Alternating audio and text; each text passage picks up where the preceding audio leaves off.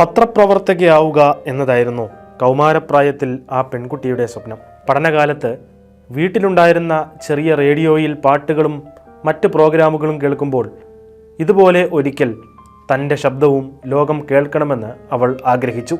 അതോടൊപ്പം ഒരു സന്യാസിനിയാവുക എന്നതും അവളുടെ ആഗ്രഹമായിരുന്നു.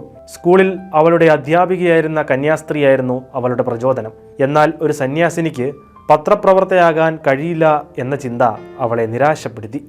കാരണം അതുവരെയും അങ്ങനെ ഒരാളെ അവൾ കണ്ടിരുന്നില്ല.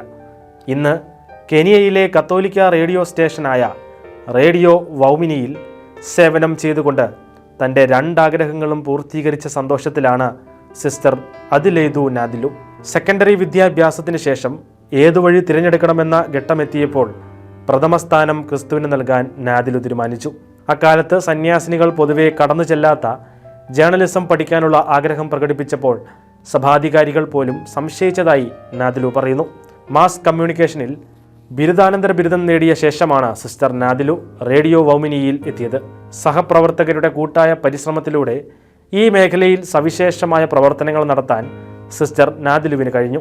അപ്പസ്തോലിക് ന്യൂൻഷോമാർ, ബിഷപ്പുമാർ, മതസ്ഥാപനങ്ങളുടെ മേലധികാരികൾ, സന്യാസിനികൾ, മറ്റ് സ്ത്രീകൾ, യുവജനങ്ങൾ തുടങ്ങി വിവിധ മേഖലകളിൽ ഉള്ളവരുടെ അഭിമുഖങ്ങൾ നടത്താൻ സിസ്റ്ററിന് കഴിഞ്ഞു. തിങ്കൾ മുതൽ വെള്ളി വരെയുള്ള പ്രഭാത പ്രതിഫലനങ്ങൾ ഉൾപ്പെടെ നിരവധി പ്രോഗ്രാമുകൾ സിസ്റ്റർ നിർമ്മിക്കുകയും അവതരിപ്പിക്കുകയും ചെയ്തു.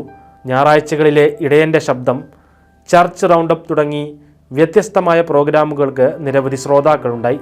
അവരുടെ പ്രതികരണങ്ങളിൽ നിന്ന് മുറിവേറ്റവരും ഹൃദയം തകർന്നവരുമായ ജനങ്ങളിലേക്ക് എത്തിച്ചേരാൻ ദൈവം തന്നെ ഉപയോഗിക്കുന്നുവെന്ന് സിസ്റ്റർ മനസ്സിലാക്കി.